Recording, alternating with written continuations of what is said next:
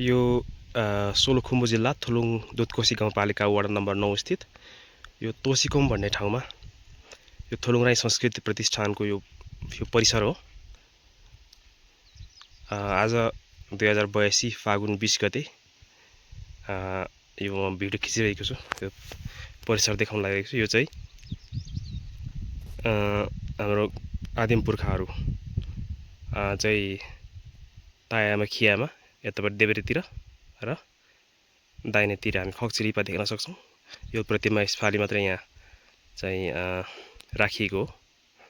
र यतापट्टि चाहिँ हाम्रो तोसीकोम छ। थुलुङ राईहरूको तोसीकोम उभौली उधौलीमा यहाँ आएर पूजा गर्ने, आएर विशेष तोसी सिलाइ गर्ने गरिन्छ। यो एरिया रहेको छ। र यो म अलिकति परिसर देखाउन चाहन्छु। यो एरिया पुरै चाहिँ प्रतिष्ठानको एरिया, यो जग्गाहरू दान भइसकेको छ। कति खरिद गरिएर प्रतिष्ठानको चाहिँ मातहतमा ल्याइएको हो। यो एरिया ठुलो छ। यतापट्टि यो तोसीकोम हो। यसपालि मात्रै बनाइएको हो। यहाँ उधौली उभौलीमा यहाँ पूजा गर्ने र तोसी सिली प्रदर्शन गर्ने गरिन्छ। म अलिकति क्लोज भ्यू देखाउन चाहन्छु एकछिनमा।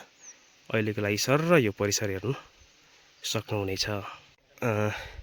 जग्गादाताहरूको नावाली यस प्रकार रहेको छ। देख्नुहुन्छ निःशुल्क र सशुल्क दुईटै यहाँ राखिएको छ। र अझै पनि चाहिँ जग्गा प्राप्तिको कामहरू भइरहेको छ। यहाँ चाहिँ विशाल थुलुङ राई संस्कृति पार्क, ठुलो एउटा पार्क निर्माण गर्ने चाहिँ डिजाइन र त्यसको प्रारम्भिक तयारी भइरहेको छ। यो पुरै चाहिँ थुलुङ राईहरूको एउटा साझा स्थल बनाउने सङ्कल्प लिइएको छ। यो योङकोली नेम रहेको छ। र यो चाहिँ हाम्रो तोसी सिलाइ गर्ने ठाउँ है। फराकिलो पानी पर्दा पनि केही फरक पर्दैन। र यतापट्टि चाहिँ पवित्र यो योङकोली देवाहरूको योङकोली रहेको छ। यहाँ चाहिँ देवाहरू बस्ने, पूजाआजा गर्ने गरिन्छ। र यहाँनिर चाहिँ ग्वाला राख्ने गरिन्छ। हेर्न सक्नुहुन्छ विशाल छ यो। यस पानी पर्दा पनि केही फरक पर्दैन। यस्तो किसिमको संरचना यहाँ बनाइएको छ। ठुलो छ एरिया। यतापट्टि यस्तो हेर्न सक्नुहुन्छ। यस्तो किसिमको संरक्षण गरेर राखिएको छ।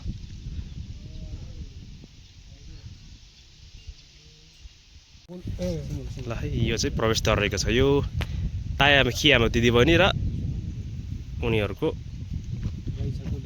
माइती। थुलुङ भाषामा चाहिँ यसलाई जाउमा ख्लेउमा,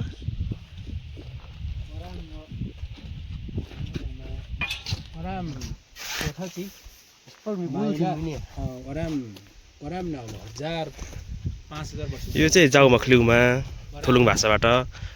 नेपालीमा चाहिँ सरस्वती तायामा खियामा भनिँदो रहेछ। अनि उहाँहरूको माइती, एक्लो माइती चाहिँ यता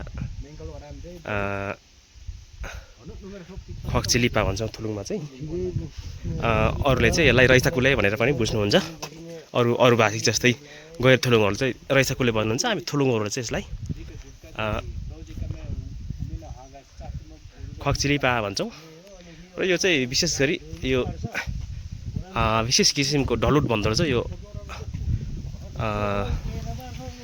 चाहिँ मेटलबाट बनाइएको र यसको चाहिँ लामो समयसम्म यो टिक्ने खालको बनाइएको हो।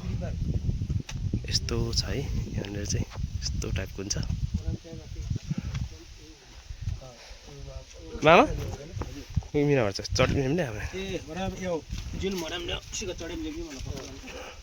यस्तो टाइपको छ। यो ठुलो, यसलाई पनि पवित्र एउटा मान्ने गरिन्छ। यो ढुङ्गा पनि पवित्र ढुङ्गा हो। यसलाई बारबेर गरेर संरक्षण गरेर राखिएको छ कुनामा। उतापट्टिको त्यो ढुङ्गा पनि पवित्र भूमे ढुङ्गा। यो पनि भूमे स्पेसल ढुङ्गा हो। यो दुइटै एकदम सुरक्षित तरिकाले यहाँ राखिएको छ। हेर्न सक्नुहुन्छ दिदीबहिनी तान बुन्दै है। अनि रैसाकुले खक्चिलिपा चाहिँ धनुकाँड, त्यसपछि केही यो चिन्ड जस्तो बोकिरहेको छ यस्तो प्रकारको रहेको छ पोखेर क्याब्रिजहरू पनि अब दिन्न दिन्न